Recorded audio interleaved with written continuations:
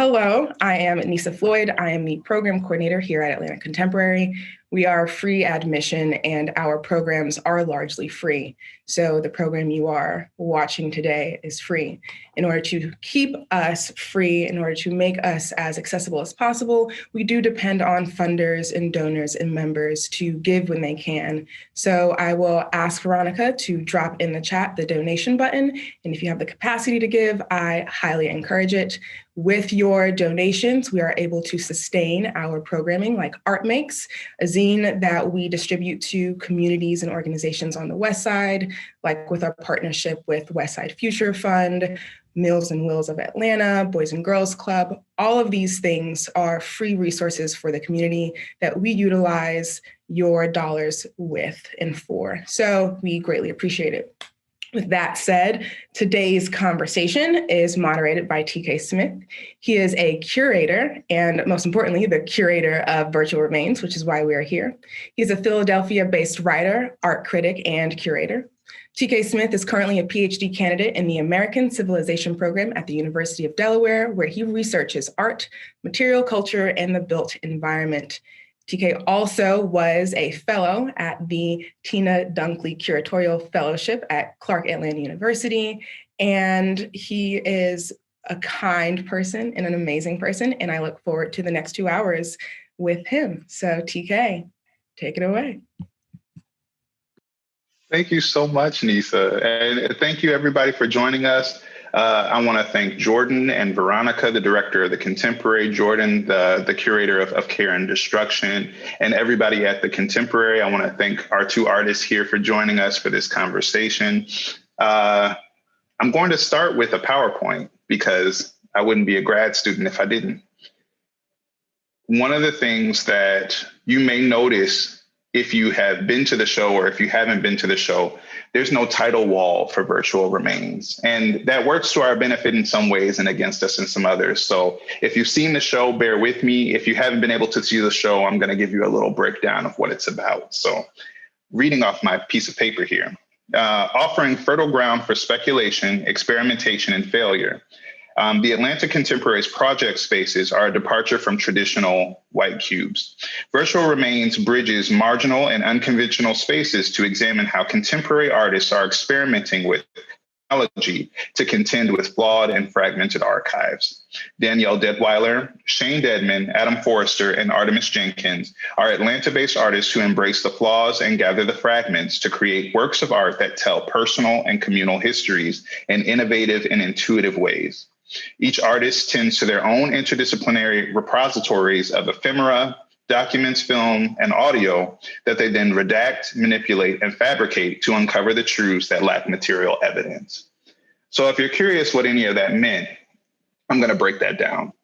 So at the Atlanta Contemporary, there are these beautiful, interesting, unconventional spaces that have been labeled the project spaces. And the two artists that are here today are in Sliver Space, which if you can see my mouse is right here, and Shoot Space, or and On-Site Gallery 6, which is the space once you immediately enter to the right. These spaces are not necessarily easily accessible. They're not, they're not easy spaces to place art in, which makes them very interesting and exciting places to experiment in.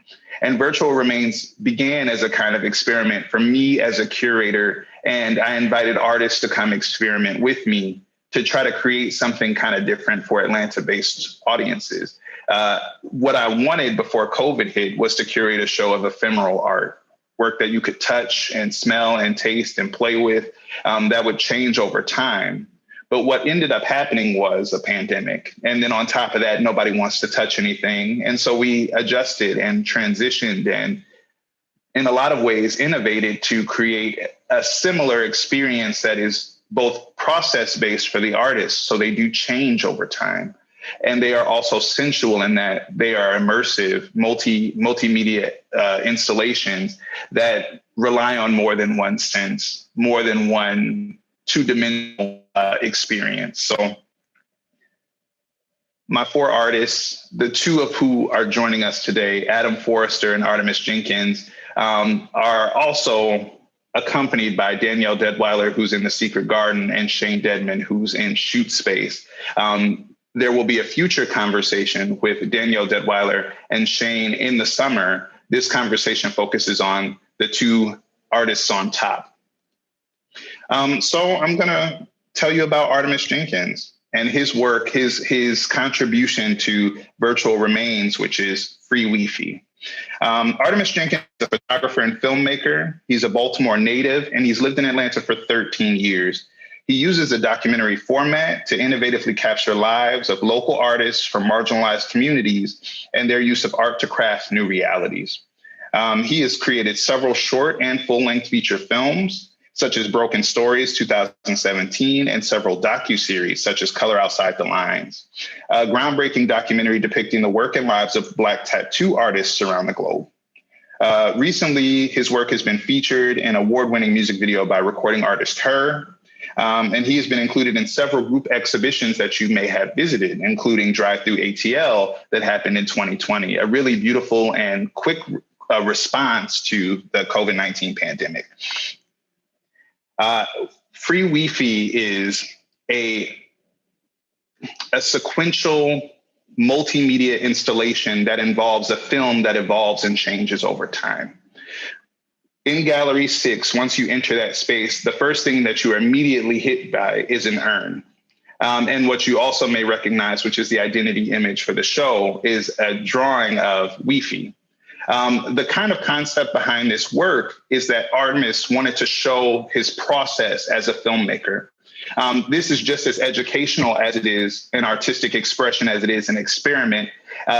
He's giving you a prompt, kind of like a backstory that he then builds upon over time. And that backstory, as it unfolds in the gallery space, shows you his process of putting together film, editing footage, but also how you do that with care and how that forms and shapes histories, lives, how we remember people, how we recall people, and how we think of people in the future. And so here are a few installation images. This is from one of the films. It's pulled, the film is pulled together from Jenkin's own archive. And so what you're seeing is this beautiful narrative formed from the fragments of work he hasn't used, work that maybe you've seen before, work that I'm sure you will want to see. And here's an installation shot of the work in the space with the urn, with this plant. And it's supposed to give you an altar-like feel in the sense that he will be contributing to altar over time to memorialize Wi-Fi. Then we have Adam Forrester, who, again, many of our Atlanta community-based folks may know, but I'm going to read this anyway. Forrester is a multimedia artist, photographer, and documentary filmmaker. His current project involves interdisciplinary and multimedia explorations of a small town called Phenix City, Alabama. Forrester's films have been screened at several film festivals, including Oxford Film Festival in 2020, the Landlocked Film Festival in 2015, and the Indie Grits Film Festival in 2016, 2019, and 2020. His films have been recognized with multiple awards, including the Real South Short Award in 2020, and then the Seed and Spark Award in 2016. Forrester had a 2020 solo exhibition called Archive at White Space Gallery in Atlanta, which is where I first saw his work. And he has exhibited nationally and internationally, most notably in the Historic Center of Kalamata in Greece. Adam Forrester brings a multimedia installation and performance to Sliver Space. And of all of the artists that I had, Adam was the only one who was brave enough to take on Sliver Space. If you've been to the Contemporary, you've seen just how difficult and narrow and constrictive that space can be. But as an artist does, he intuitively inhabited the space, and his work began to respond and take shape with those constrictions, finding expansive ways to still tell his narrative.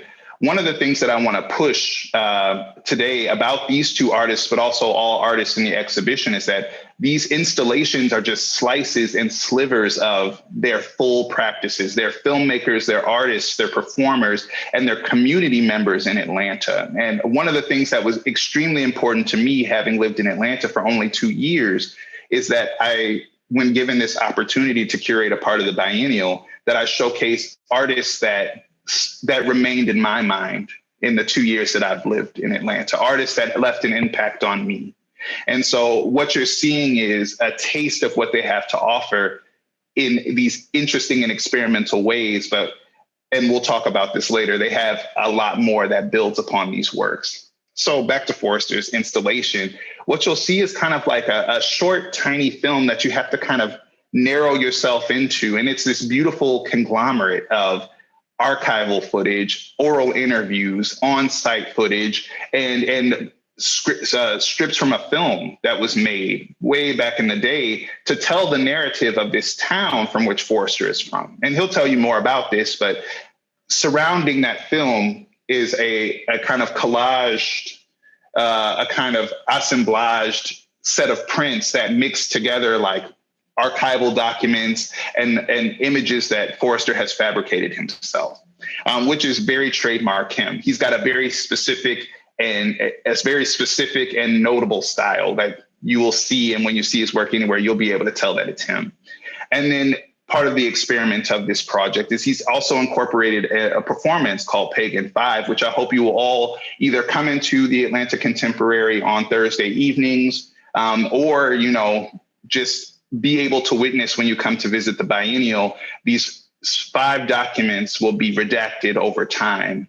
And it's a kind of a commentary on how knowledge is erased and intentionally redacted over time.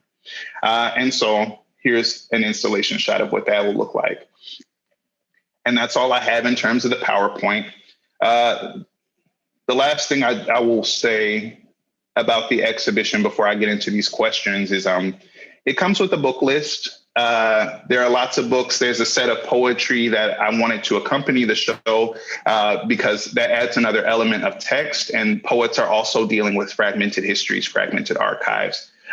So this is one by Allison Rollins called A Library of Small Catastrophes. I met her in St. Louis, and this is just a fantastic book of poetry. So check out their shop. It's really cool. Again, it's a free place. Wonderful. I hope you all visit. But let's get into these questions. So, Adam and Artemis, can you expand on how these project spaces, these multimedia installations, are reflective of a much larger practice? And we can start with Adam. Just before we start, just thank you again, all. Really humbled and grateful to be in this digital Zoom room with all of you. So discussing the question of space and how that influences the practice. Is that correct? The Sliver Space? Well, that as well, but I'm more curious about how you approached this opportunity and how this is a representative of your larger practice as a documentary filmmaker, and as an artist.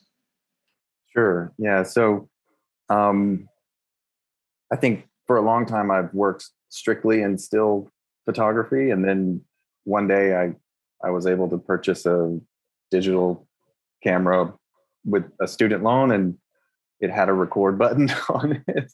So I just started working in video, and that was 5 or 6 years ago, and made several films. And this project is really one of the first times where I'm beginning to, rather than point the camera at someone else or another community, I'm pointing it back at myself. I'm pointing it back at the place where I come from.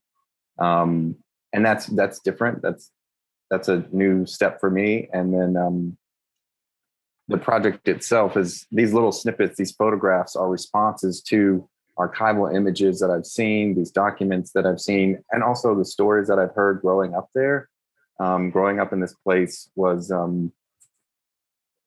everybody talked about these stories, but it was sort of a hush hush. There wasn't a lot of, I couldn't really understand or articulate quite what was the difference between fact and fiction growing up in a place that was shrouded in myth.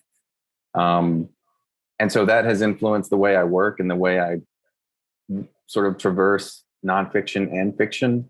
And this documentary film hopefully will be a feature project. It's the first feature documentary project that I've decided to take on. And it's going to be an examination of this place, which, for those of you that don't know, in the 50s, from about 1930 to 1950s, it was run by this all-white crime syndicate. And eventually the National Guard came in and shut them down, and they won an All-America City Award, and they just sort of swept their history under the rug, and they don't really talk about it anymore. And so this little microcosm story in the city sort of overlaps with, politics today, political corruption. And so that's what the film is about. It's about looking at the past of this place and how does that overlap with, contemporary life today in America. So these are little snippets and pieces of that puzzle that I'm still honestly putting together. So I was really excited to have the opportunity to put that up on the wall. So. Artemis, I'm going to ask you the same question. How can folks, when they come to experience free Wi-Fi, how are they seeing a piece of your practice and your process?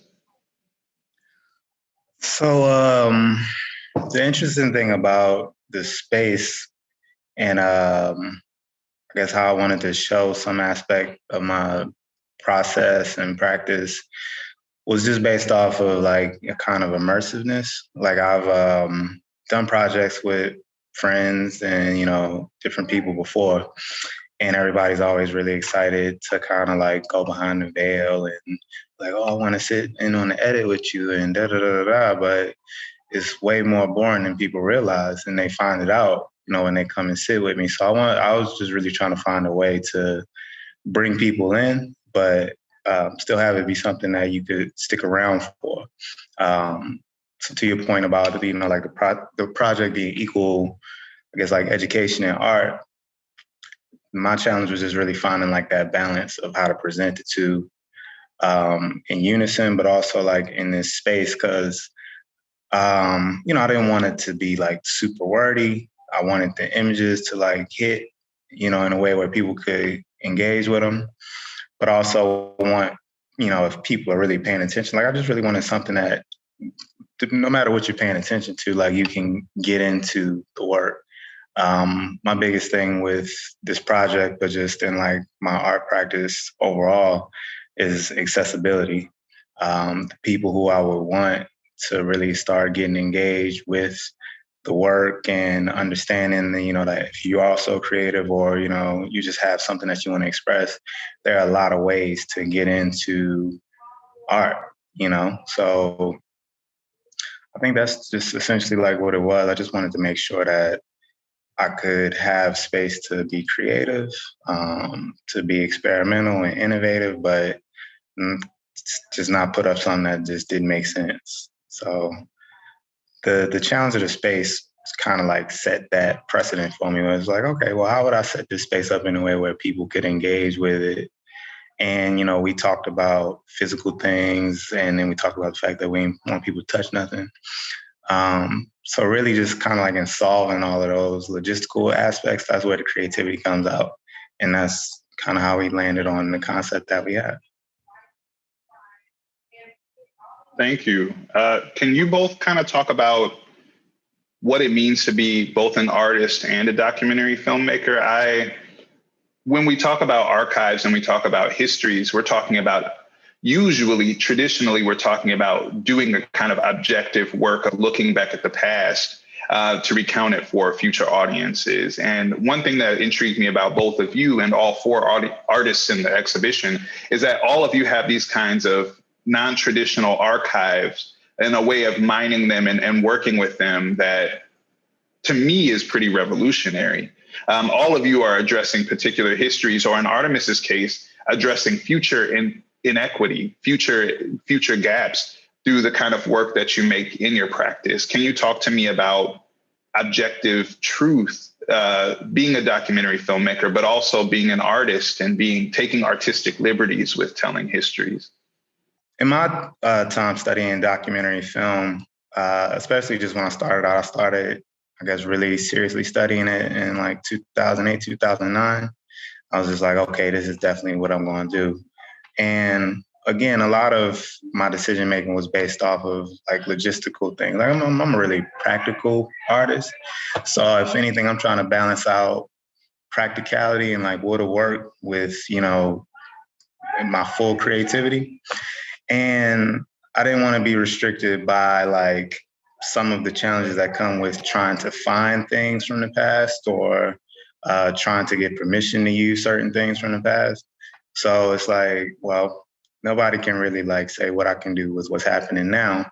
So that's why I focused on like, the now and just that understanding of like how it's going to impact the future. It's like if I was to just look at, what I want to study like about history now and understanding like the challenges of gaining access to that archive, then I can assume it'll be the same with what I'm getting now and somebody trying to access it 30 years from now. So it's just a matter, like, from what I've noticed with things centered around Black culture, is just it being available, not through legalities or anything like that. It's just, where is it? Like, where do you just find stuff? Like, if I wanted to, maybe look up, who was the first person to make a gold grill? Like, where would I even start? Like, how would I find that? So, from my standpoint, if I want to, be responsive to that particular iniquity, is like, well, maybe I should just start documenting people who make grills now. And like, throughout the course of that, I'll probably run into the information. Like, when I did a documentary about Black tattoo culture, there wasn't anything to look up. But from talking to tattoo artists and like, you essentially talking to the experts of your time. So they're going to be the ones that lead me to say, well, look this up, this started here, this, and then you just do your cross referencing and research and go from there. So once you get past all of that, I think I spent a lot of, my first few years just coming to a place where it's like, okay, this is my documentary form. Like, this is what I'm comfortable with. And now I'm in a place where I do want to explore those ways to really like create new experiences, with documentary filmmaking. So the art part, I think I'm just really making more room for that now. Like, I think I just spent a lot of time like being self-taught, studying. And now I'm in a space where I just really want to branch out and be as creative as possible. So I think the second part of the balance is starting to really happen in the last few years. Thank you, Adam. Sure, yeah. So I think in terms of documentary and the relationship to truth and kind of the difference, and you mentioned this and we've talked about this, there seems to be a tension between making work as an artist versus making work as a documentary filmmaker. They're similar, but there's a lot of difference. One of which is documentary tradition has this sort of embedded ethics and journalism, and there's this whole sort of realm of documentary filmmaking that feels in some ways limiting. And then art itself feels, just speaking in broad terms, feels a little more fluid. So I'm interested in that. But then also this notion of truth, it's, I don't remember, this was at some point in my early undergraduate studies, but someone told me that documentary films, if you want to make a documentary film that conveys truth, you can put a closed circuit television feed up. Like that's really the objective truth. And so anytime you make an edit, anytime you point the camera in a place, you're making a decision. And so there's some subjectivity to that. But I do like, I like the fluidity that comes with art as a form of making. And it's not that I just want to push back on some of the conventions of documentary. And also, documentary has this history of being exploitative in many ways, sort of parachuting into places and taking from the place where the documentary is made and then re-exhibiting it, redistributing that information and that story somewhere else that doesn't have anything to do with the community in which the film was made. And so that's something, I think art has its own history of exploitation, but I think maybe I'm a little more optimistic about that realm. So I might have digressed, but I hope I answered the question. No, that was perfect. I think you both just illustrated why I was so attracted to your work in the realm of these concepts, the fidelity of history, the fidelity of technology, not knowing how, like the sausage is made. A lot of people rely on technology to tell the truth, to be evidence, without necessarily thinking about just how malleable and manipulatable, if that's a word, technology can be. You edit, you things aren't necessarily sequential, things aren't necessarily chronological. There's an artist behind the machine making decisions, making choices, and their biases enter that process as well. You are telling Adam a story about a town you come from, reconciling with the choices that people made, keeping documents, not keeping documents, taking oral histories to kind of find your own personal subjective truth of your hometown, of where you come from, which is,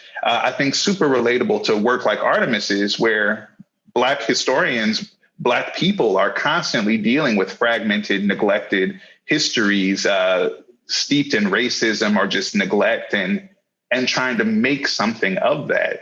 Could you both speak to how film is a kind of plastic medium that allows you to do this kind of recovery, illumination work with history that makes it new?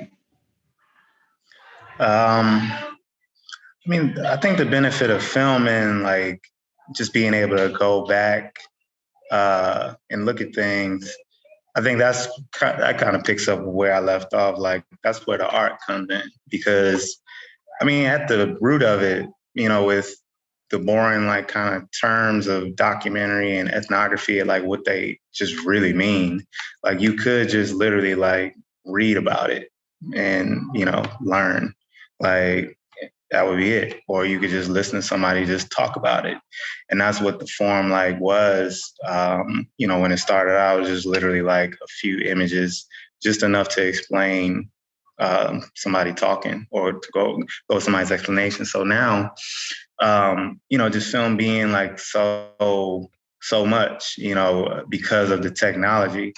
I think that's how you kind of update the language that you speak to people in. Like, so if we, looking at people at this day and age, I think every generation probably feels like the current generation doesn't have enough of an attention span. But I think it's just like the generation before just didn't have enough stuff to maybe be distracted by. So, now as a filmmaker, you have all these different ways that you can present a film, and still the need to recount history, still the need to share information. So I think it's like our personal responsibility, like as artists, especially as filmmakers, like filmmakers specifically are supposed to like really be up on technology and how to use it and how to, better tell stories. So, a 12K camera might not do me much good right now, but it would behoove me to like figure out how that application would benefit me in some type of way of presenting information. Like maybe, it'll be like a documentary on the side of a building or something like that, or a presentation of a film on the side of a building. That's where the 12K camera will come in.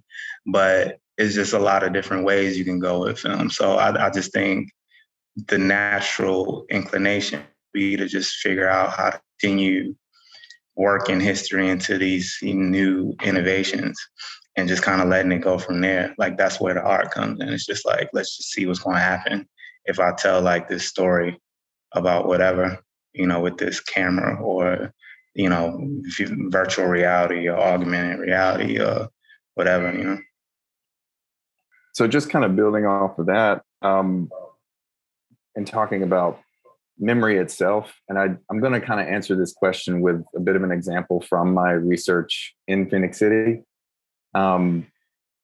So we do know now that memory itself is plastic, right? It's malleable, it changes over time. And so the notion of, we've talked about this a lot, TK and Artemis, I think we've talked about this too, that truth can be malleable. And so working in a documentary form, you sort of approach the truth knowing that it flexes. And so this example is, I was interviewing someone last year. She was telling me a story about Albert Patterson, who's kind of a main character in this historical narrative. He was a newly elected district attorney that was murdered by the crime syndicate. But it turns out that he did a lot of work with them before the murder. And there's a scene in the 1955 film where the character Patterson goes into a spa and speaks with the mob of Phenix City, and they make a deal in this spa. And that's a scene in a movie. And more than one person told me that actually happened, that it had been embedded in their mind as a memory from the place that they live, that this is a historically accurate truth that actually happened in their town. And I didn't know that it was in the film when I interviewed them. So I was, oh, that's interesting. And then rewatching the film, noticed that this is just a scene in a movie. Perhaps that maybe it did happen. That's why it's in the movie. And that happened time and time again, where people would recall an event from the history of the town. And in many ways, the film itself becomes the collective memory of this town. So truth is flexible, and we're influenced by non-truths. So, I mean, a lot of things in history, as it pertains to Black people, like we really get to find out about them through dramatized film. Like I did a workshop with some children in the Bronx, and we kind of like went over the general understanding of what a documentary could be. And one of the children was like, well, Paid in Full, that could be like a documentary. So if anybody who knows what Paid in Full is, it's the story is loosely based off of like one of Harlem's like most like popular, street hustlers, Alpo. And, there have been like official documentaries, like probably like Smack or Cheddar DVD or something like that. But, Dame Dash, producing a dramatized film that tells a story about the crack era, coming up in the 80s. It still is documentary in a sense, it still does borrow from those aspects of truths to create something that people can like get into without it. It's completely different than like the Stanley Nelson feature-length documentary that's out now, but the subject matter is the same. I would love if you two could keep talking about the work in the show. I know you had some questions for each other, so I'd like to open this space. If you want to start, Artemis. With a question? That's a lot of pressure. I thought I wasn't ready. Well, that's okay. That's okay. Adam, do you have a question for Artemis? Sure. Let's see. I had several. So one, and of course, Artemis, I know that like this work, there's also like a lot of mystery about this work. There's even this moment, where we get to see a little glimpse of WIFI, and I'm reading it as WIFI because there's a shadow of the person with the camera, and I was like gleeful when I saw that. I understand that WIFI is like this fictional character, but the way you've woven this together, like it's becoming truth for me. And so that kind of ties into what we were just talking about. Let's see. So the hard drive itself in this piece, I was curious if it feels like it's both an urn, honoring and containing a past life, but also it's like a digital projection of a future life. So what does it mean to have WIFI's story sort of captured in bits and bytes? And what is the hard drive? What do you see the hard drive? Is it WIFI's memory? Is it his soul? Is it both? Or is it neither of those? Well, you are right about the mystery aspect because there are 4 more parts. So like, it's I can't tell the whole movie, so to speak. But the hard drive, just at the root of it represented this larger idea of just the fragility of memories, so like in the same sense of an urn, it's like, I've never seen anybody break an urn. I've only seen it in movies, but it's always like, a tragedy. It's like, oh my God, auntie, it's like whatever. And then the urn is gone. So the same thing, would be the case with a hard drive. Like you drop it, it's just kind of like what just happened? Like how are we going to put this back together? And even if you do put it back together, it's not going to be the same. There's still going to be some aspects that you lose and that are missing.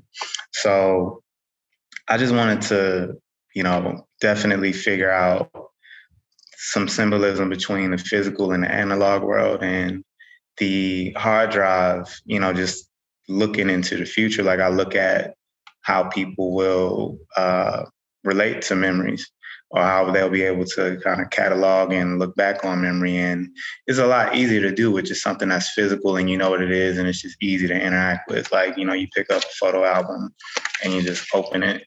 But, you find a hard drive, to the uninitiated, it's just like, what do I do with this? Like, how do I plug this into an iPad or Surface or whatever people are going to be using in 20 years?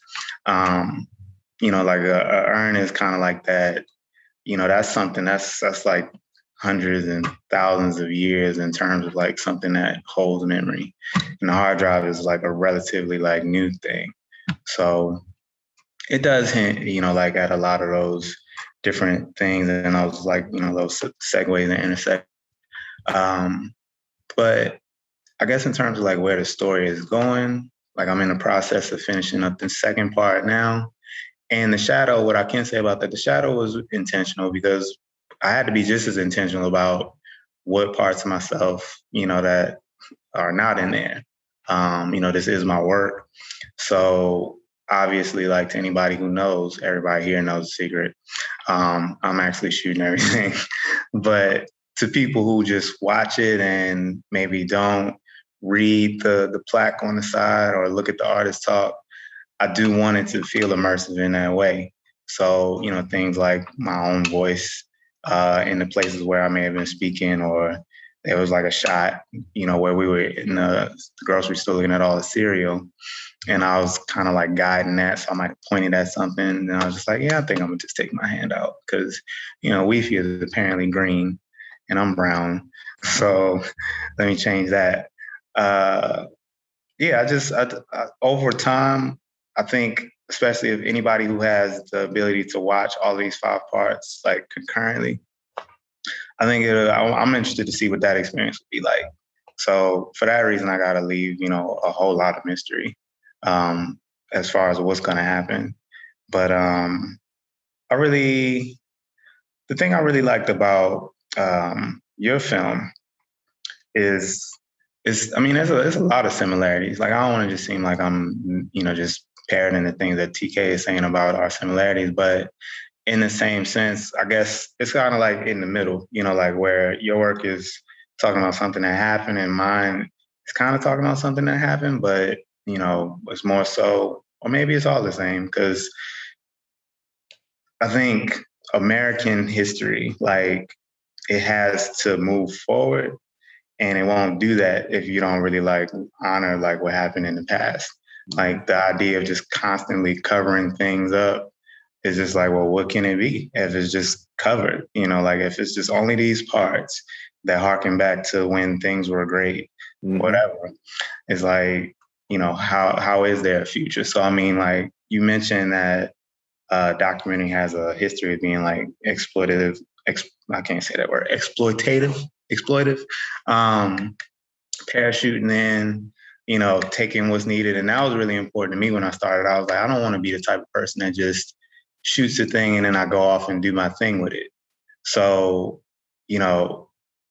for you as, I'm gonna just be honest. Like, so documentary and ethnography, like I think a lot of the definitions, the terminology, how people identify with it is based off of like a white lens. Because it's like, especially ethnography, is like outside, you studying something outside. But where does that leave somebody like me who's studying something inside in terms of like how to define it? So for you, how important is it to focus more on like what's inside as opposed to like, something that may be going on in my community, as opposed to like, what's going on specifically in your community. Like, why are you so motivated to, I guess, kind of go against how documentary is traditionally, put together? Yeah, that's great question. I think it's, and this is going to be a long answer, but I was thinking about, I was trying to figure out, like, I know TK knows what he's doing. I do. But I was like, I wonder, like, I have to kind of, figure out, why he chose to put us together in conversation. Right. And I was like, so yeah, I'm looking at the past and your archive, but we're both working in archive. Like, that made sense. The archive you're working with is almost a present archive.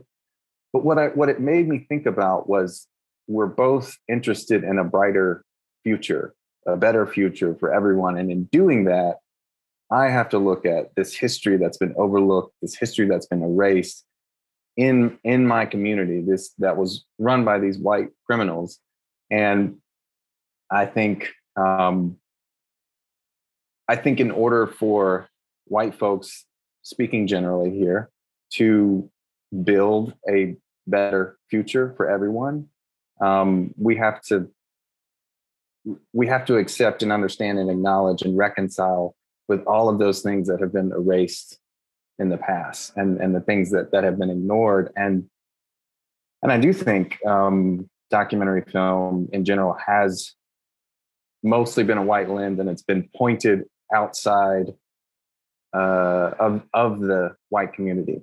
So I'm recognizing that this is kind of like one of the first instances where, instead of holding a camera and like scanning the landscape and whoever might be in the landscape, it's me holding up a mirror to see myself and to see the community in which I come from, and to, be a part of that future. Because it's interesting. I've just always considered myself interested in archival history and stories from the past, but like, where does that interest come from? It's what I'm realizing is that it's about looking toward the future.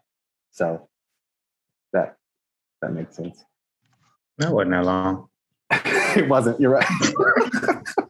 I think what you both have hit upon, just since we're telling everybody everything, is what Nisa and I have talked about. Saidiya Hartman's work and the idea of critical fabulation, living in the wake of work like that, where we have to seriously interrogate how we build ourselves, how we as individuals are shaped by fragmented histories, and how those fragments are sometimes purposeful, sometimes manipulated, in just like Adam was talking about, that film that started to shape people's historical memory. He is interrogating how he has been built out of these fragments. And collectively, we are building who WIFI is by participating in this kind of speculation of a human life. He becomes more real the more you participate. So that's kind of, if there was a curatorial essay, that would be in there. How we are collectively shaping our realities in a space, dealing with the same kind of objects, dealing with the same kind of evidence. Different people read different evidences differently, and depending on how they're given that evidence, they read it differently too. They feel differently. And what Virtual Remains is most interested in is how you feel, not necessarily this or reading this or interrogating this. It's, well, when you look down at Adam's film, how do you feel? When you are immersed in this beautiful, and it's Artemis's film is gorgeous, this beautiful footage of an African country that I'm not going to name because it adds to the mystery, that you are immersed in just a short amount of time. It's absolutely brilliant. And the work that they've done, I hope that you all really get to spend time with it. The thing about film is you have to spend time with it. I hope that when you go and visit the Contemporary, if you're able, that you spend time with these and allow them to immerse you. I know that we wanted to talk a little bit about style. Adam, you have a very particular style that I feel like is informed by the evidence and the archival material you're dealing with. Can you talk about your style a bit? Sure. Yeah. So I think what I was most fascinated by in my archival research are these images. They're obviously press images from this time when the National Guard came in and arrested all of the everyone that was associated with the crime syndicate. However, there's not many photographs of the two main bosses or the leaders of the crime syndicate. The people who got photographed the most were these sort of matriarchs of the syndicate. They were sort of second in command in these clubs and bars where everything seedy was happening. And but there are these photographs where the women are sort of being carted away by these two 18-year-old National Guard boys, and they're being photographed and they're tossing handkerchiefs, these wonderful, beautiful silk handkerchiefs in front of their faces to obfuscate their identity. And well, there's something about the way the flash renders that fabric and that gesture of being obfuscated. And I feel like there's a mix of shame, but there's also a mix of secrets, gesture. And so a lot of the work, a lot of these images are sort of responses or reenactments to these moments where, in some cases, these folks, their history caught up with them in a sense. And it's marked by these press photos of the arrest. And so I did a lot of these reenactments, but these images were in black and white. And so highly saturated color has really been a part of my practice for a long time. And so I wanted to incorporate, these super saturated colors. And to do that, you can mimic the flash from the press photographs. And so I just tried to do a lot of reenactments that felt like my own version of these moments of shame when your past catches up with you. Because I feel like I've sort of been in that moment myself for the last 3 or 4 years. It's just the more I learn about my own history, the history of this place where I come from, the history of whiteness in America, it's these different layers of shame and grappling with how to move forward and how to be a better person. And so these images in some ways are my response to that. They're my instantaneous encapsulation of those moments, which are inspired by real moments from this place where I come from. So I think I answered your question. You did. Can I ask a selfish question? Can I ask y'all, how has this exhibition, being part of the Atlanta Biennial, responding to the project spaces, how has that pushed you? How have you experimented? Was there any failure?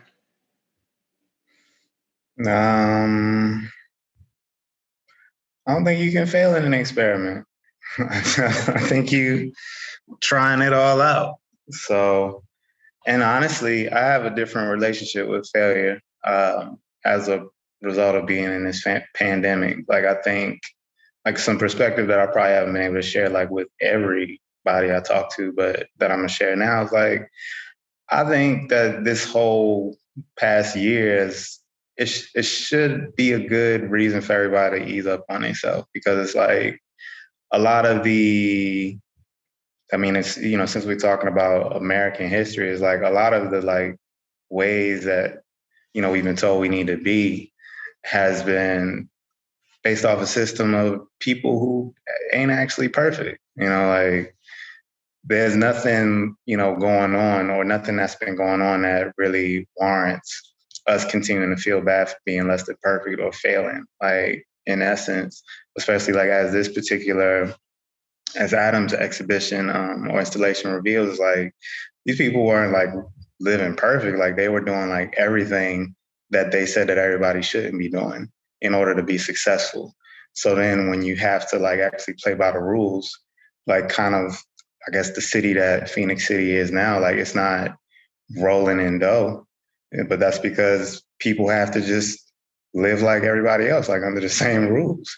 So, you know, from that standpoint of just, I guess, experimentation and failing, like the I guess the crumbling of this regime, you know, like it doesn't make me feel bad about perceived failure.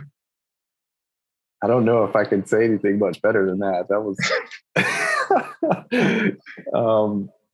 but I do agree in the same way. It took me a while to get to an embrace of failure, because we're all success oriented, driven by success. But I think it's funny that you mentioned, I didn't know that no one else was interested in Sliver Space. And a lot of my work previous, 5 or 6 years ago, I was very interested in the notion of futility and Sisyphean, pushing a boulder up the hill to have it roll back down. That's something I've always identified with, because I just feel like life is like that, whether you're sitting in traffic or trying, as Artemis is saying, trying to make it through the pandemic. It just doesn't, like, we should ease up on ourselves, right? Like if the boulder rolls back down the hill, maybe we roll it back up the hill. I don't, so that being said, I do tend to sort of set myself up for failure. Like, it's interesting that I was the one that chose the space that might be considered one of the more difficult spaces. That makes sense to me now that I hear that, because I think I have a relationship or a desire to sort of, I don't know, everyone I know says I choose to do things the hard way. But I learn about myself, and I learn how to do things better when I do fail. And so sometimes I know if I don't set myself up to do things a way that could be perceived as the harder way, I may not learn the same things. And so Sliver Space, for example, I got in there and we set like a 3 or 4 hour time for install, and TK and I were collaborating together. And then, there was a moment where I was like, this is going to take me much longer, than I thought.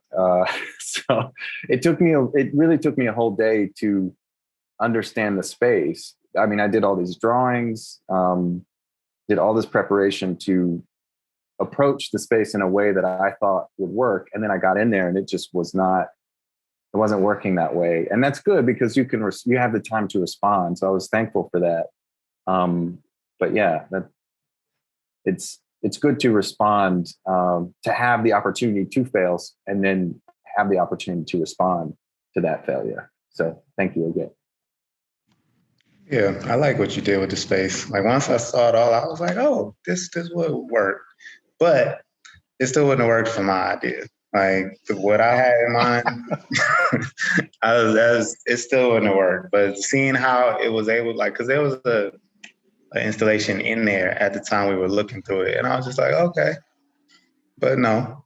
And then I see yours, and I'm like, yeah, this could work, like for something completely different though. So I like being able to observe your failures, to set up future success. Yeah, same. I appreciate that, y'all. I feel like for me as an emerging curator, this was an opportunity for me to experiment too. And there are things that worked and things that didn't work. And what you'll see in the gallery guide when that is published is I wrote a letter instead of an essay to you as an audience, basically saying my failures. I think experimenting means you have to embrace failure. To kind of piggyback off of what Artemis is saying, you have to be ready for something not to work. And I'm early enough in my career that I can fail a few times, and that'll just make me better for later. And so a few happy happenstances happened in the space just intuitively because we were able to share that space together. And I want to take a moment to shout out Jordan Amirkhani, the curator of Care and Destruction, because we didn't, sit artist by artist and talk about what our shows would accomplish together, but seeing them blended together and seeing them in that space together, I think we've been able to provide for our Atlanta audience, the South, whoever comes to see us, a kind of a meditation on not just failure, not just death, not just the end of something, but that breakthrough moment when the little leaf comes through the dirt.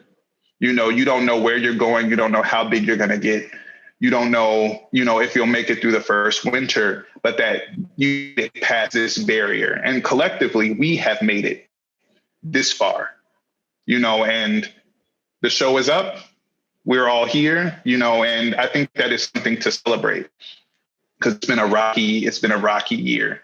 And in terms of being intuitive, we have all been moving and dodging every left and right that's been thrown at us. So I commend Jordan. I commend all of the artists. I commend the Atlanta Contemporary for responding with all those resources for artists, with that new HVAC system. That's not, you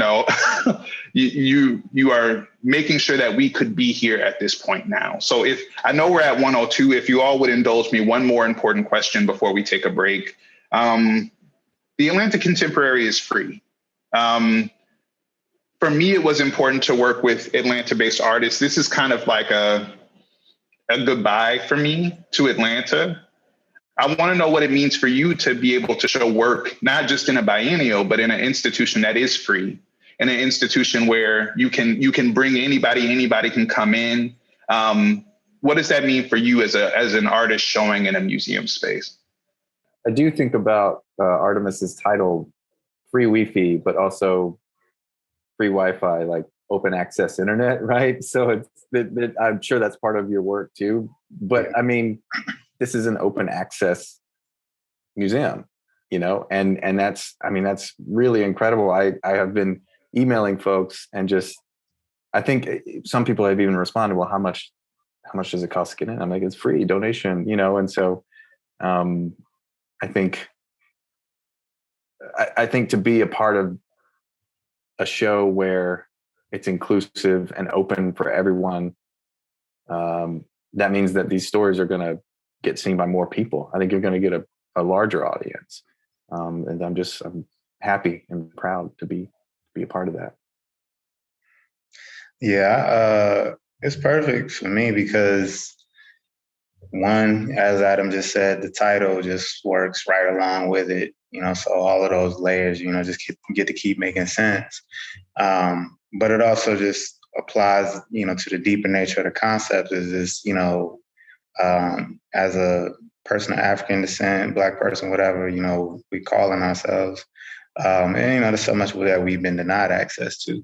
So, my getting to know art and what it's for and the purpose of it, it's, been a space where you really can channel and articulate thought in a unique way that isn't available in a lot of other places. Like it's the place where you can come and ruminate and, bloviate over like whatever. And it's all good.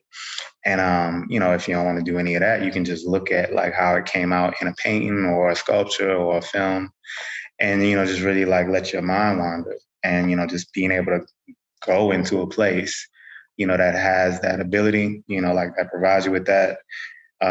It's a public service, and as a public service, like it should just be publicly available. So, just for me and like the reasons why I decided to be an artist and make the type of work that I make, I just think it's super important. Like I think more places should make an effort to do that. I don't know enough about museums to know why some places cost $20 and some places are free.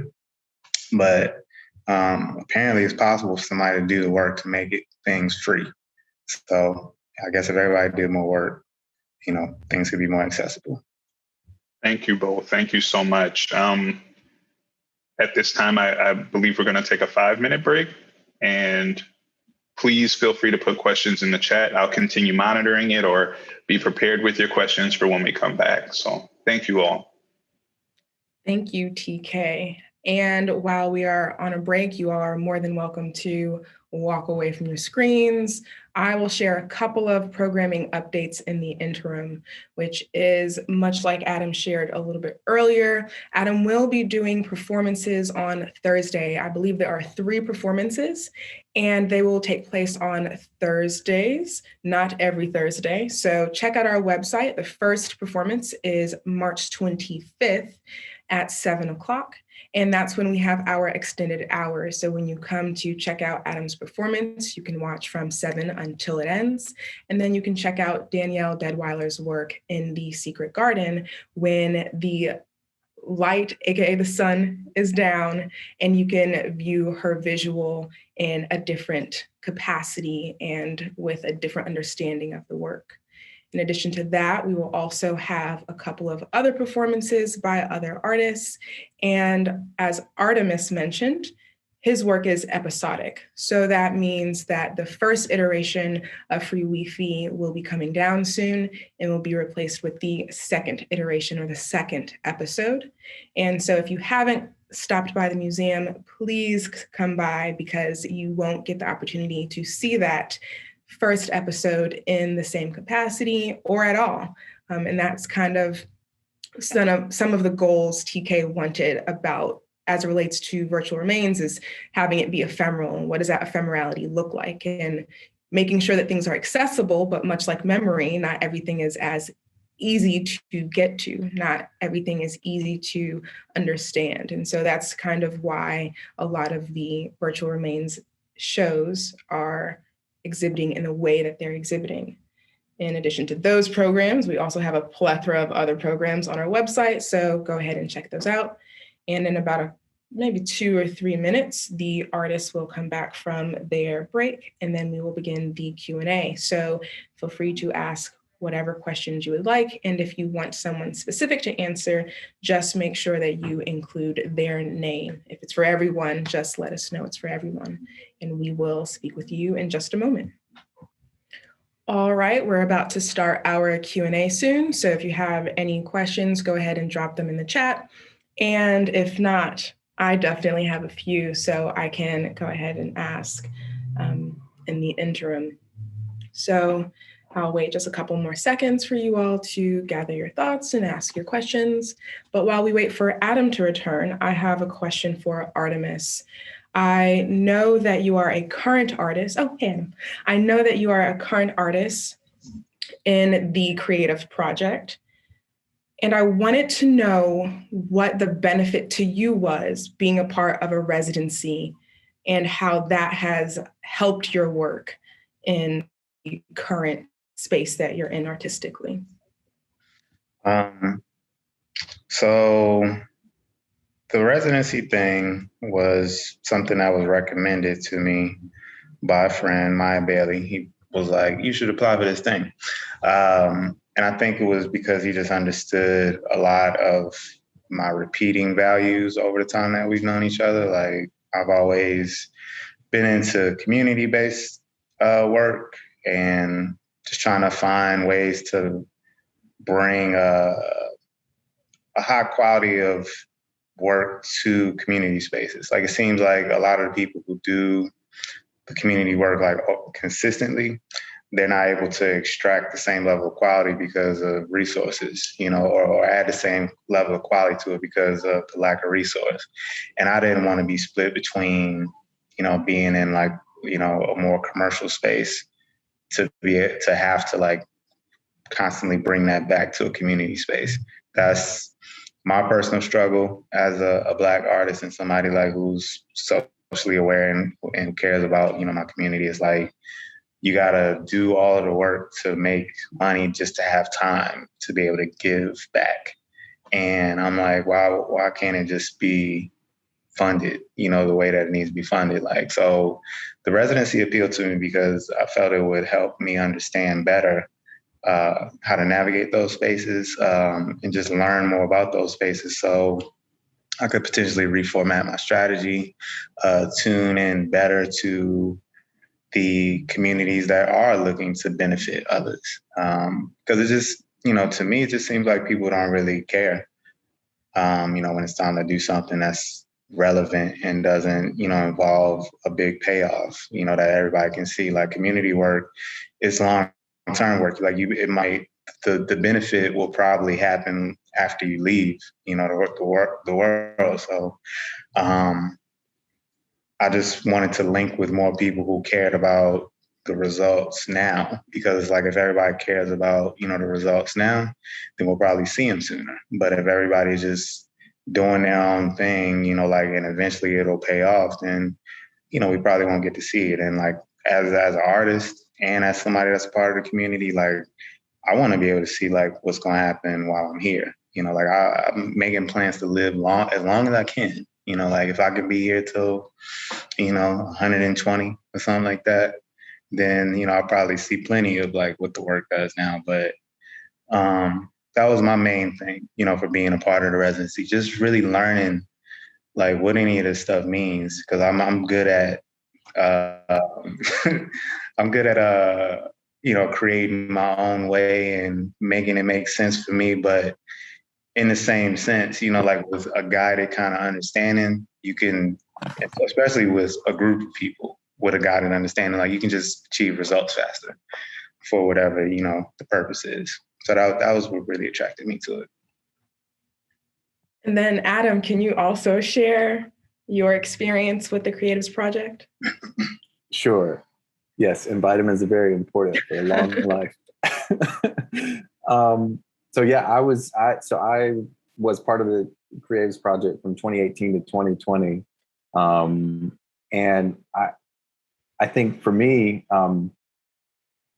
it goes back. I haven't been able to teach for a long time. And when I initially signed up to be a part of the program, because my partner and I were living in, like a 700 square foot apartment, and there was just no room to make work, in that space. And I was like, I would love a space in exchange for doing this community outreach work. And it turns out I was thankful for the space, but like I really got so much more out of teaching art in these various communities in and around Atlanta. I think it's fair to say than the space itself, because when you try to convey why you do what you do, or why the stories that you're interested in, or why we did a project in Adair Park where we sort of encouraged and followed some of the youth that lived in the neighborhood to document stories of the elders in the neighborhood. And in some ways that's kind of what I'm doing in Phenix City. It's just this like just a different version of that. But I think conveying why I'm interested in this stuff helps me understand greater, because you can get in a trajectory and in a mindset of just sort of having the blinders on and doing the work. And when you have to kind of explain it to youth in Atlanta, like why is this important? Why should we consider these stories? I think it sort of rekindles the energy for the work itself. So it was really fulfilling to do this work. And I don't know, I hope Artemis and I have been talking about this, but I hope we can maybe do something like documentary film in communities and teaching and mentoring. Like we don't have to talk about it here, but like, I think what TCP does, it kind of gets you started in that mindset. And like, since leaving, I'm still trying to figure out, okay, well, how do I continue in that trajectory of mentorship and working in communities in Atlanta? So anyway. That makes so much sense. And I think as I coordinate programs, a lot of my own mission is, well, how do I centralize community and how do I utilize this institution to do that when art has not historically been utilized as a tool for the community in the ways that it should be? I think especially when you think about like elitism and all of these like barriers to art, barriers to the art that for Black people, you know, that was mine, right? Like, why are you creating a barrier for me that is of me? And I think like, you know, working through that. So it's very interesting when I see other residencies and other institutions who also value community now and not as a performance for now, not as a reactionary response to the murder of Black people, but no, these lives and these people and these histories matter now. So that was my question. But TK, if you have questions, feel free. Oh, yes, I have lots more questions. So if y'all are willing to indulge me, and Nisa, I would love for you to also answer this question. I don't live in Atlanta anymore. I live in Philadelphia. And I'm curious what it would mean or what it does mean for the three of you to be in community in Atlanta. You know, Jordan has a very beautiful, and I'm sure, you know, she will break it down for you when her event happens, but a very beautiful way of looking at what a biennial is. You know, what does it mean to be in a biennial? What does it mean to be in a biennial in the South? What does it mean to be in a biennial in Atlanta? When I thought about the opportunity to curate these spaces, I was thinking about specifically about Atlanta and the various art communities like TCP, like the Contemporary, where I've seen work really happening. All of the artists I included in this show are artists that I've not just seen on a wall. They're artists I've seen on the street, or they're artists I've seen at a bar, artists I've seen in a school. You know, they're community-driven artists, which is important to me, to give them this kind of platform. So I'm just curious if you have any feelings about what it means to be part of the art community in Atlanta, or the art scene in Atlanta, if you want to use that language. I think being in Atlanta is just really helps set the precedent for how a lot of people move. I think a lot of artists in particular recognize that there's just a lot of space to create something new, and Atlanta, you know, seems to position itself in that way where it's a little malleable. You know, like there's a history of people working together and, you know, coming together for purpose-driven reasons, but how it's done based off the fact that so many people come from so many places is still like up to everybody to decide. So I think the community aspect, it can remain fresh because, you know, people are always interested in like seeing what their contribution is going to be, as opposed to maybe feeling like they have to do it a specific way. Like, you know, maybe in a place like New York or LA, you know, there's just more of a like, this is how it flows, this is how it goes type of way. In Atlanta, you know, I think there's a lot of space to just be accepted where you are and who you are. And, you know, a lot of people can get with that as a starting point. And that creates a lot of space for collaboration. So I think it's dope. I agree. This place, I don't know if scrappy is the right word, but I feel like we know what work is and we know how to come together to do that work. And I think, living here is contrasted by living in a place like Los Angeles, where I lived there for almost 2 years and was trying to make it in different realm like film and as an artist. And I felt I felt like that city was kind of saturated with people just like me trying to do the things that I'm trying to do. But there wasn't a sense of, I will help you do that as much as there is here. I mean, there were people that would help there, but it feels like anytime you talk to anyone about, doing these kinds of projects in communities, doing any kind of art making, film, it's not as saturated here in that way that it is in LA or New York in these sort of coastal elite areas. But also, I feel like it just gives you the sense that there's room for everybody to play in the arena of the creative genre. And I feel like Atlanta, the art scene maybe a little bit younger than some of these other places. And so I don't know if this is too optimistic or too like hopeful, but I feel like Atlanta doesn't have these sort of established negative practices. I mean, obviously there's still things that go on, but like, because we're so young and everybody, I just feel like everyone's truly willing to help one another here. And maybe that's, I don't know if that's a regional thing. That's another conversation, but. That Southern hospitality. Yeah. I think I have an interesting relationship with Atlanta in that although I was born in Brooklyn and technically raised in Fayetteville, I don't feel of this place. So when I'm programming and, and as an educator and a program coordinator, when I'm looking at community and looking at the needs of the community, I often come from a place of, well, where are the resources and how can I serve as this conduit to get resources from A to B? And I've found it difficult to serve as a conduit when there are so many silos in Atlanta. And when Atlanta, though young, like I will give you that, like it is very young compared to its, other different regional counterparts.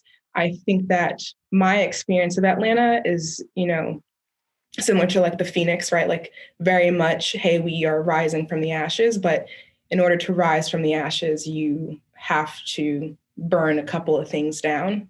You have to forget things. And I think, even tying in virtual remains and the work that you both have been doing with your shows is, well, what does it look like to sift through those ashes and figure out how to piece together this narrative that has been forgotten? So I think it's difficult programming for a community when you have to sift through the memories of that community, figure out, well, why are some things not being spoken about? Why are the same mistakes being made administratively or artistically? And why is performance still something that for some communities and some silos, performance still is very much a part of their brand? And how can it not be? So I think that's where I come from. I hope that answered the question. No, it does. It does.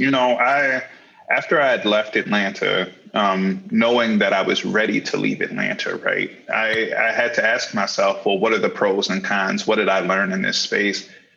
And what I understand is, what I've come to understand about Atlanta is that it's the people more than anything else.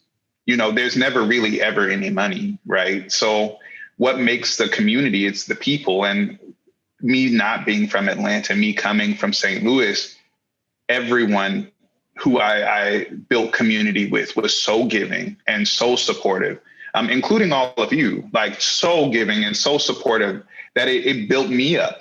I'm built up because of the relationships that I made in Atlanta. And looking around Atlanta, looking at the places that had the biggest impact on me, they're these small nonprofit spaces, because people are going to make art, right? Like whether they have the resources or not, when you have that drive or that inkling in you, people are going to make art, whether they're making it with the scraps of the trash they found out back or pieces of paper wadded up in water and dipped in color. Like people are going to make art. And Atlanta is full of such vibrant culture and people that people are making art in more spaces than you'd even think. There are bars full of the art of local artists who might not be trained. There are lots of places like the bakery, like TCP, like art papers, like all of these smaller places that are trying to be, and they're working overtime, like because they're trying to service the desires of a community hungry, not just for art, but for dialogue and discourse and to be challenged. And I think that's when we talk about like the hierarchies of art, Atlanta has a full lower rung, nonprofits, non-traditional artists, not necessarily, I was having a conversation with a colleague earlier, used the term non-degreed artists, non-traditional artists, people who are artists on the side. Like all of these people are out here making good work, not just work, but good work.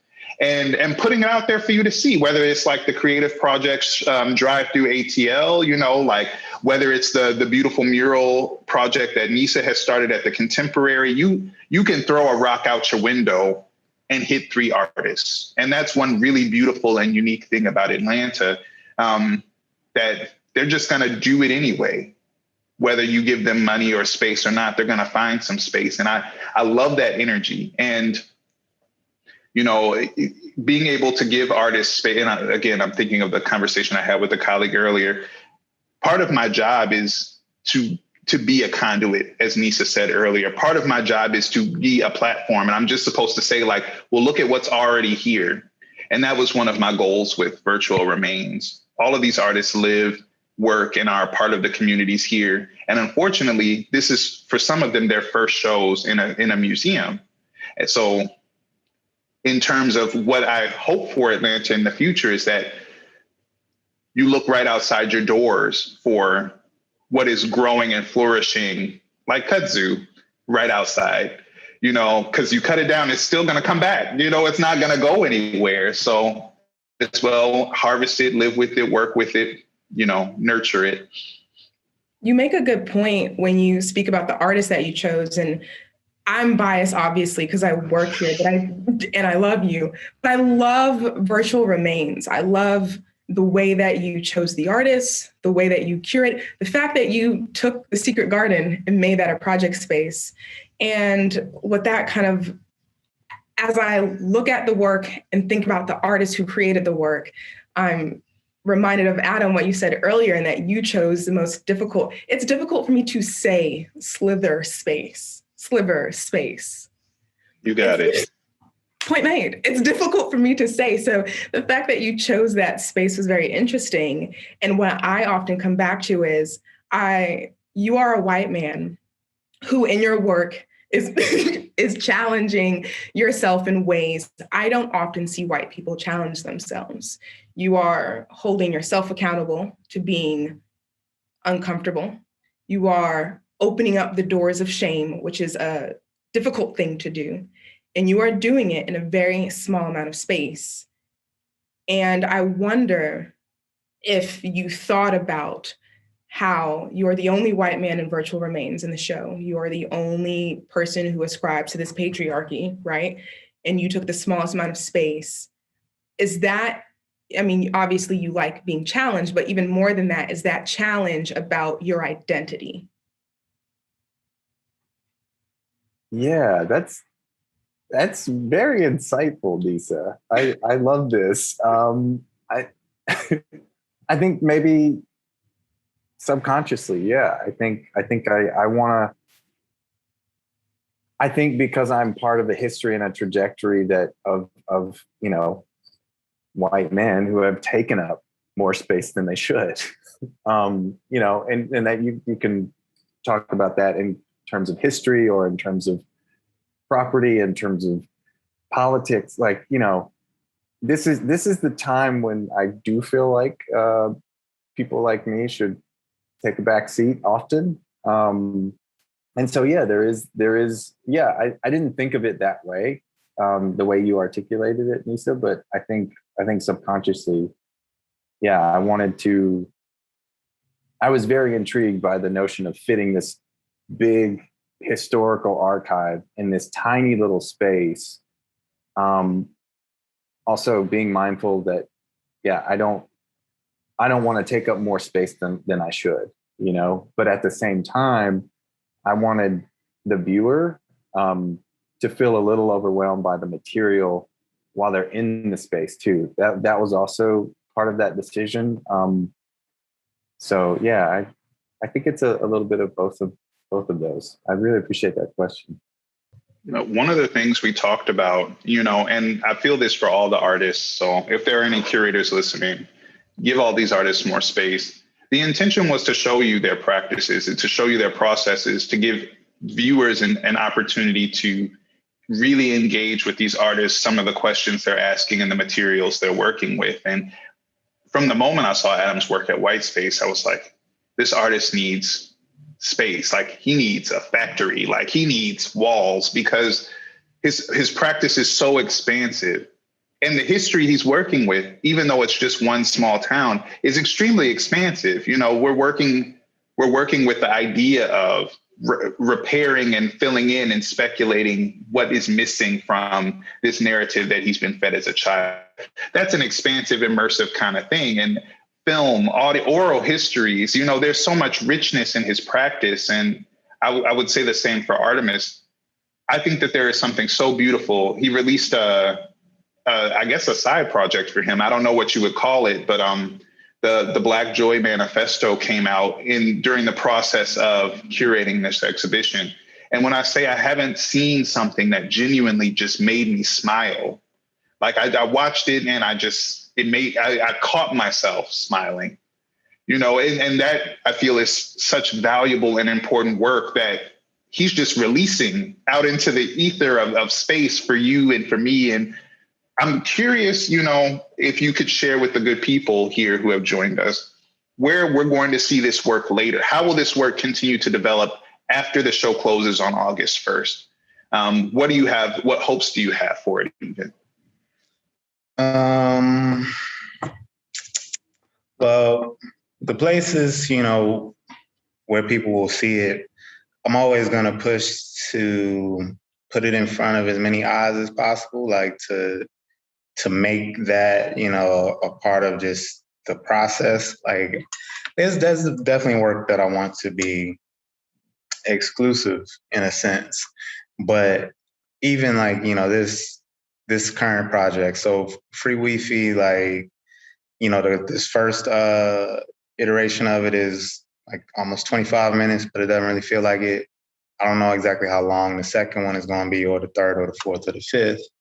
But from all of that, there will still be like a final kind of piece that won't be in the museum, you know, that will have come from, you know, what is process-based work. You know, that's the thing that I think people should keep in mind, is like, this is all kind of like the process of something else that's actually getting made.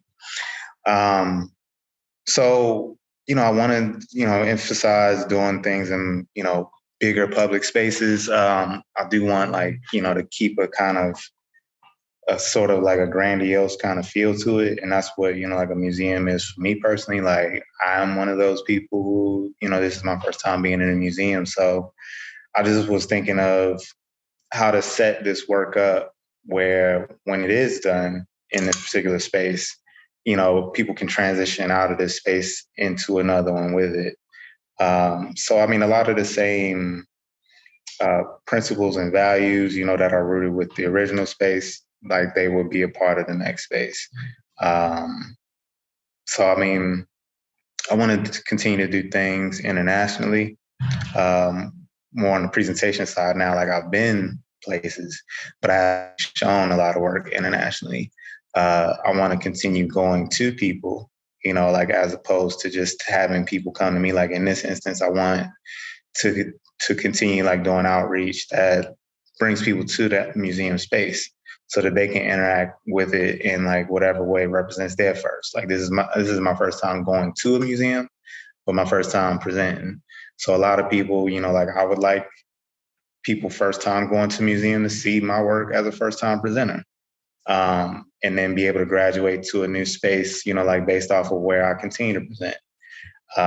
So I mean, it's really like flexible for me. Like it's just really all based off of meeting people wherever they are, because the larger purpose of the message and you know, just what I want to say, I would be contradicting myself if I limited how I got it to people.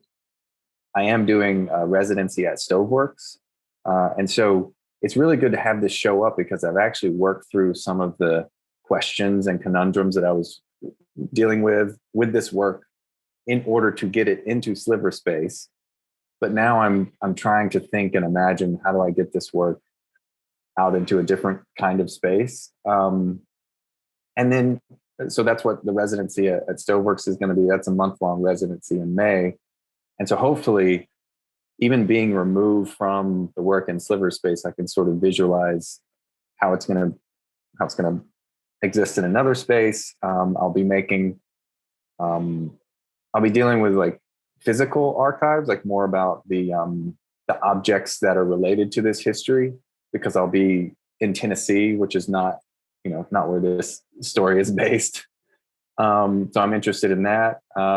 There's also the feature film.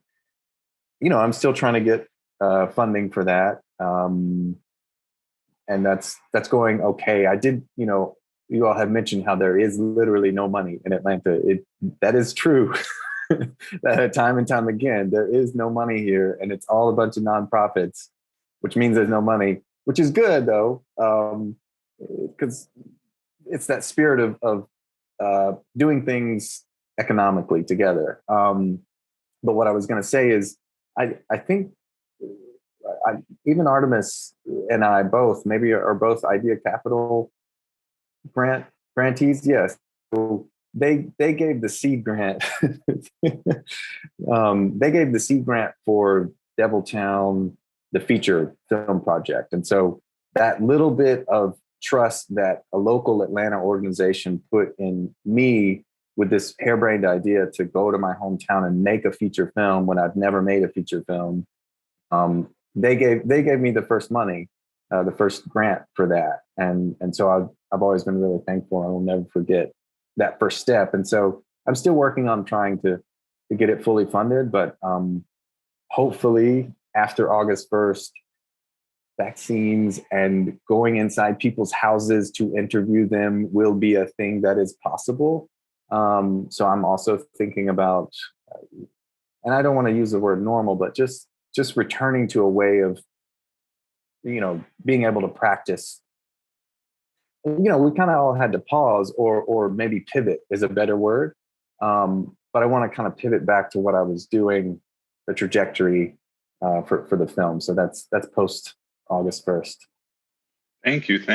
Do y'all have any questions for me? What would you like to come out of the Virtual Remains show? Like when this wraps up on the 1st, what would you like to see happen with the remains of Virtual Remains? Oh, that's a good question. Thank you. I'll tell you exactly what I want to happen. I want to see all of this work in larger spaces. The thing about project spaces, at least the way I've interpreted them, because as you said, Nisa, I just started taking up space as a curator, and y'all were very gracious in getting the Secret Garden space ready for Danielle. But my idea was that project spaces mean project. These are projects, and hopefully I will be able to come down south or wherever you are in Tennessee or back in Africa, I'll be able to come in and see the work in the next iteration. There's something very uncomfortable I've learned observing people observe this work, and that they can feel that it is not finished. And finished is a very subjective kind of experience, right? But art has this kind of dusted off, finished kind of aura.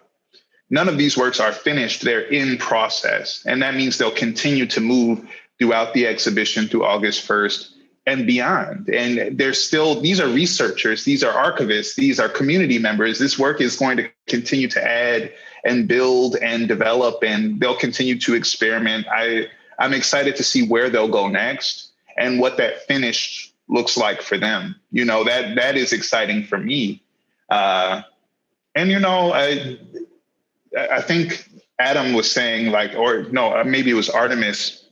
Somebody in here said, the work is long-term work, right? And for me as a curator, all of the work is long-term work. The seeds we sow today, who knows where they'll end up tomorrow. And so, some of these artists are getting their first museum show. In my mind, it is nowhere near their last. You got one grant in my mind. That's just the first, there's so much more to be done. And I'm just thankful that the Contemporary agreed with all of my ideas and supported all of them and have made space for us, and will continue to support through the months. I do want to say, as we come to that lull, that I invite anyone listening, either now, here now with us now in the Zoom, or who will listen to the recording of this later, use the work. Part of it being in process, part of it being a sliver of their practices, is that you are seeing how they work. You can ask them questions, you can interview them, you can call them. Maybe, I don't know, I'm throwing you out there like that, I'm sorry. But they're meant to be learning tools in the sense of interact with us, come into the space, come to our programs even, contact me, and let's continue a kind of like dialogue with these works, where they could go, what is film? What is truth? What is technology? All these questions we're asking, they're not stagnant. We welcome the push. And we hope that you can learn something from them and share it with people. So that's all I have. If anybody has any, I want to talk about real quick, since we have a little time, the gift shop. Again, Jordan and I have both put together a list of books that complement each of our shows. My list is a list of 10 poets. But they also have, if you're just interested in me as a shameless plug, the latest copy of Art Papers is also being sold in the gift shop. You'll see it by its beautiful bronze sheen.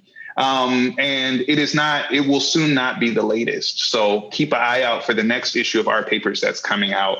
And also, if you're a fan of both shows, know that I have also worked with Zephora Camille Thompson, and they're also selling her catalog. And this is actually the second location that the catalog is being sold. It is also available at Clark Atlanta. So keep an eye out for the gift shop and understand that this art ecosystem is supported by both art institutions, writing publications, and the artists themselves. So I think that's all I have to say.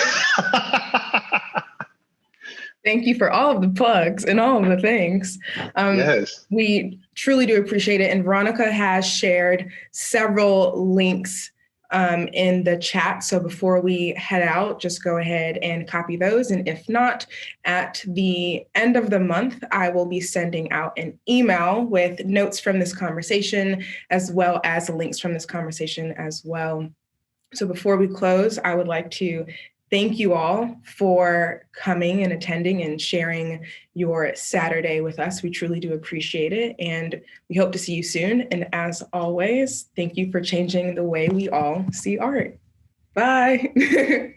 Bye. Thank you all. Thank you. Thank you.